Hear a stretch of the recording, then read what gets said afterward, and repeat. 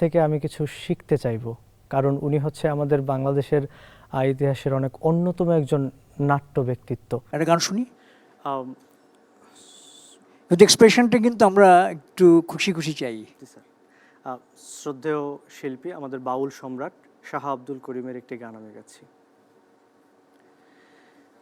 কেন পিরিতি বাড়াইলা রে বন্ধু, ছেড়ে যাইবা যদি, কেন পিরিতি বাড়াইলা রে বন্ধু, ছেড়ে যাইবা যদি,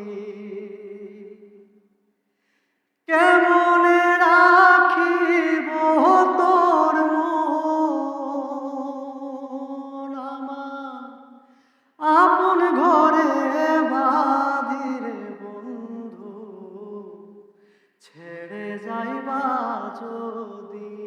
বাহ বাহ, সুন্দর। আমরা ছেড়ে যেতে চাই না, ছেড়ে যেতে আমরা মানে আমাদের মনে ধরেছে। তোমার গানের গলা খুব ভালো, কিন্তু ওই যে ভাই যেটা বললো যে প্রোনাউন্সিয়েশনটা একটু খেয়াল রাখতে হবে, সেদিকে একটু সময় দাও নিজেকে। সব মিলে তোমার হাইট টাইট সব মিলে। আমি যে বললাম ভালো মনে আছে। ধরেছে আমাদেরকে, খুশি হও নাই?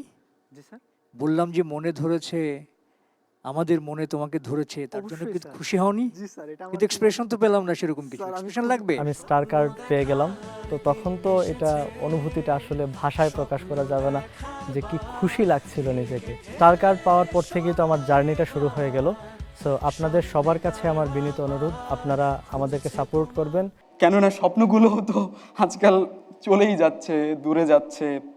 একদিন সবাই বলেছিল আমাকে, কি বলেছিল জানো? আমাকে সবাই একদিন বলেছিল যে আমি পারবো না। স্বপ্ন দেখার দিন এসেছে, স্বপ্ন দেখার। আবারও আমন্ত্রণ জানাচ্ছি দীপ্ত স্টার হান্টার অডিশন রাউন্ডের জার্নিতে।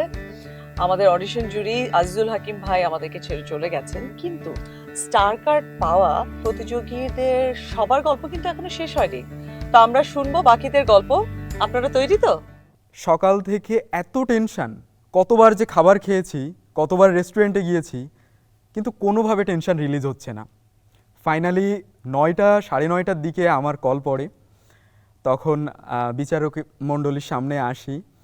আসার পর কি প্রিপেয়ার হয়ে আসছেন? কি আমার টপিক আমি চয়েস করেছি ভালোবাসা আর দুঃখ। আত্মবিশ্বাস অথবা হাস্যরস কেন না? পছন্দের তালিকায় আমার সবসময় একটু ভালোবাসা বা দুঃখ এগুলো পছন্দের তালিকায়, এবং আত্মবিশ্বাস এবং হাস্যরস। আমি আসলে ব্যক্তিগতভাবে মানুষটা এমন, মানে আমি সমস্ত উজাড় করে দিলেও মনে হয় মানুষ হাসবে না, কারণ আমার একটা স্মাইলি ফেস আছে। এই কারণে মানে আমি হেসেই কথা বলি, এই কারণে আমি হাসাতেই পারি না। আমি অনেক ট্রাই করেছি, তারপরেও আমি চেষ্টা করছি। আর এইবার দুঃখের ব্যাপারটা আসলে আমাকে বিচারক মণ্ডলী বলে যে দুঃখের সিচুয়েশন, কিন্তু আপনাকে দুঃখটাকে হাসির মতো করে বলতে হবে। আচ্ছা, তুমি কোনটা করছো, আত্মবিশ্বাস আর ভালোবাসা দুঃখ? সুখের মতো করে একদম, মানে তুমি খুব খুশি হয়েছো, তুমি খুশি হয়ে তোমার মাকে বলছো কথাটা, খুব খুশি মনে। ইটস মানে দুঃখটাকে দেখে যেন মনে হয় যে হাসতে হাসতে মাকে বলছো, এটা খুশির সংবাদ। এটা করো দেখি। সবাইকে এত মানে আপন করার চেষ্টা করি, কিন্তু আসলে কেউই আপন হয় না। কি হচ্ছে আমি বুঝলাম না মা। তুমি তো আমাকে বারবার